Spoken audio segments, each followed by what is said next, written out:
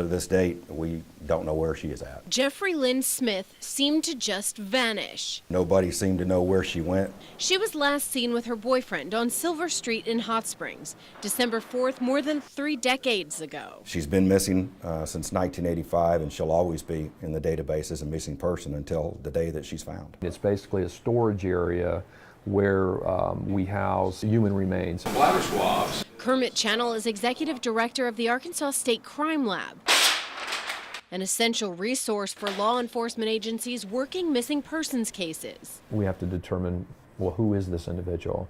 And we do that by our scientific testing. Often it's skeletal remains the crime lab is tasked with identifying. Sometimes that job is more complicated than others. Many times it's just bone fragments. In some cases, all they can do is build a DNA profile and update the national database. They'll have 72 unidentified person cases listed here. In the case of Jeffrey Lynn, she was never seen again.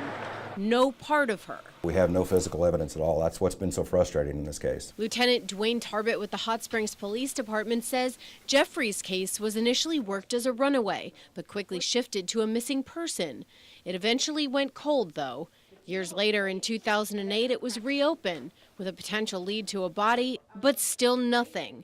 3 more years passed, and there was another in-depth search of the same area. We searched this area here with cadaver dogs. At one point in the city, a human skull was found and sent to the lab at the University of North Texas. They were able to identify the approximate age and the race, and that it was a female skull, but were never able to identify who it belonged to. It was ruled out as Jeffrey because the age and race didn't match. Both Channel and Lieutenant Tarbett understand the value of modern science and how it can solve cold cases.